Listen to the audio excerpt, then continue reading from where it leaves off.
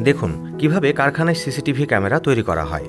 আপনি কি এমন ক্যামেরা দেখেছেন যেখানে মানুষ পোশাক ছাড়া দেখা যায়? কারখানায় ক্যামেরা কিভাবে তৈরি হয় এবং ক্যামেরা তৈরির সময় এটি কিভাবে পরীক্ষা করা হয়, এটি কিভাবে তৈরি করা হয় এবং একটি ক্যামেরা তৈরি করতে কতই বা খরচ হয়, আসুন জেনে নেওয়া যাক। বন্ধুরা, আজকের ভিডিওতে আমরা সিসিটিভি ক্যামেরা সম্পর্কে জানাবো। এটা শুধুমাত্র অফিসিয়াল স্থানে স্থাপন করা হয়, কিন্তু ক্রমবর্ধমান চুরি দেখে এটি প্রতিটি বাড়িতে লাগানো যেন একটা ফ্যাশনে পরিণত হয়েছে। তাই বন্ধুরা, প্রথমে কারখানায় ক্যামেরাটি ইনস্টল করুন। এটি একটি ছাঁচ নির্মাণ মেশিন ব্যবহার করে তৈরি করা হয় এবং স্ক্রু ঢোকানোর জন্য একটা খাঁজ তৈরি করা হয়। এর সাথে ক্যামেরার বডি প্রস্তুত।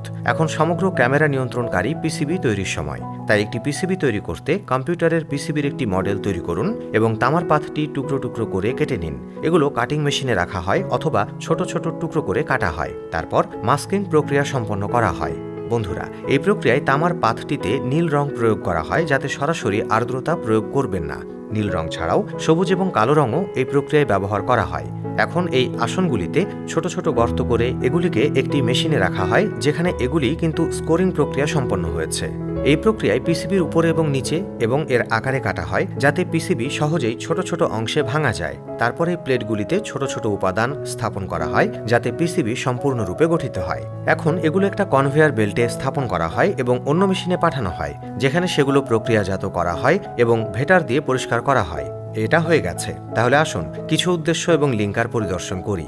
এখন ডিসপ্লেতে পিসিবি জুম করে সমস্ত উপাদানের পরীক্ষা করা হয়। এবার ক্যামেরাটিকে পিসিবির সাথে সংযুক্ত করা যাক এবং লেন্সটি সামঞ্জস্য করা যাক। তারপর আমরা এর সাথে একটি অতিরিক্ত কাঁচ সংযুক্ত করি এবং একটি বিজ্ঞাপন আলো রাখি, যাতে রাতেও রেকর্ডিংটা স্পষ্ট হওয়া উচিত।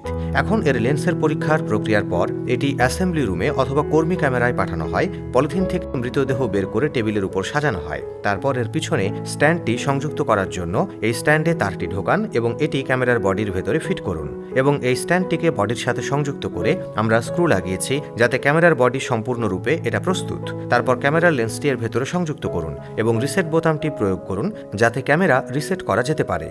বন্ধুরা, এই রিসেট বোতামের পাশেই এসডি কার্ডটি ইনস্টল করা আছে, যেখানে আমরা ক্যামেরা রেকর্ডিং সংরক্ষণ করতে পারি। তারপর ক্যামেরার লেন্সে একটা রাবার তরঙ্গ লাগান এবং লেন্সটি সঠিকভাবে ফিট করুন এবং এটি লাগানোর পর লেন্সটি এমনভাবে শক্ত করে আঁটুন, যাতে লেন্সটি বাইরের দিকে মুখ করে থাকে, পড়ে যায় না।